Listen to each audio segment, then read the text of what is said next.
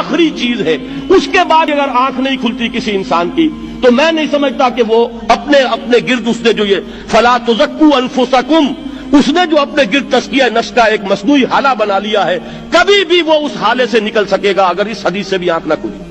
اور وہ حدیث کیا ہے؟ مولانا اشرف علی تھانوی نے اس کو اپنے جو خطبات جمعہ ہیں ان میں نقل کیا ہے، بیہقی کی روایت ہے۔ اوحى اللہ عز وجل الى جبرائیل علیہ الصلوۃ والسلام ان اقلب مدینۃ کذا وکذا باہلھا، اللہ نے حکم دیا حضرت جبرائیل کو فلاں فلاں بستیوں کو الٹ دو اس کے رہنے والوں سمیت۔ قال فقال، حضور نے فرمایا، اس پر حضرت جبرائیل نے عرض کیا بارگاہ خداوندی میں، ان فیہا عبدک فلانا لم یعصک طرفۃ عین، پروردگار اس بستی کو الٹ دوں، اس میں تو تیرا فلاں بندہ بھی ہے جس نے کبھی پلک جھپکنے جتنی دیر بھی معصیت میں بسر نہیں کی۔ اب آپ اندازہ کیجئے، یہ جو ہے نا اپنے آپ کو رگڑنا اور مانجنا اور پوری زندگی رگڑنے میں اور مانجنے میں لگا دینا۔ ہم بعض بزرگوں کے تذکرے میں سنتے ہیں اتنے اللہ والے تھے کہ ان کا گھوڑا بھی کوئی مشکوک دانہ نہیں کھاتا تھا،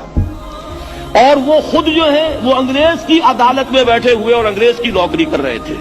یہ ہے وہ میکروسکوپک اور مائکروسکوپک کا عدم توازن۔ طاغوت کی چاکری کر رہے ہیں، انگریز کی ملازمت کر رہے ہیں، انگریز کے قانون کی تنفیذ کے اندر اعلی کار بن رہے ہیں، لیکن ذاتی تقوی اور ذاتی نیکی اور ذاتی للہیت جو ہے اس کا معیار یہ ہے کہ ان کا گھوڑا بھی مشکوک چارہ اور مشکوک کھانا نہیں کھا سکتا۔ یہ ہے وہ عدم توازن، اس کو نوٹ کیجئے گا، جس کو کہ اس حدیث میں محمد رسول اللہ صلی اللہ علیہ وسلم نے واضح کر دیا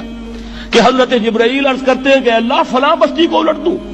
اس میں تو تیرا فلاں بندہ بھی ہے جس نے پلک جھپکنے جتنی دیر بھی معصیت میں بسر نہیں کی۔ ذاتی نیکی کا اب اس سے اونچا کوئی مقام کوئی شخص مجھے اگر بتا سکے تو میں اس کا مرید ہو جاؤں گا۔ اس سے اونچا کوئی مقام ہوگا کہ آنکھ جھپکنے جتنی دیر بھی کسی نے معصیت میں بسر نہیں کی، ذاتی نیکی کی معراج۔ لیکن حکم کیا ہوا بارگاہ خداوندی سے؟ قال فقال، حضور نے فرمایا،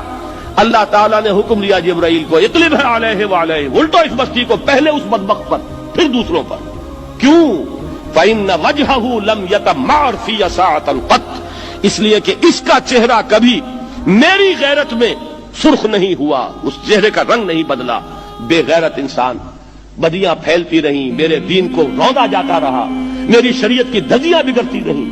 عوامر کا مذاق اڑایا جاتا رہا، نواہی کے لیے دنیا کے اندر جن چیزوں سے میں نے روکا اس کے لیے فلسفے تراشے گئے،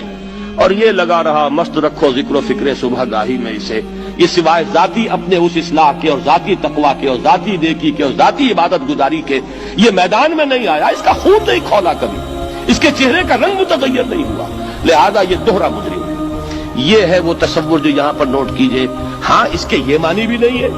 کہ نماز بھی نہیں پڑھ رہے، روزہ بھی نہیں رکھ رہے، اقامت دین کے کارکن ہیں، فرض نماز آ گئی ہے وہ چلی جا رہی ہے، جماعت کا کوئی اہتمام نہیں ہے۔ اب یہ دو انتہائیں ہیں، ایک انتہا یہ کہ وہ تزکیہ نفس جو ہے اسی میں وہ رگڑنے اور مانجنے کا عمل جاری ہے،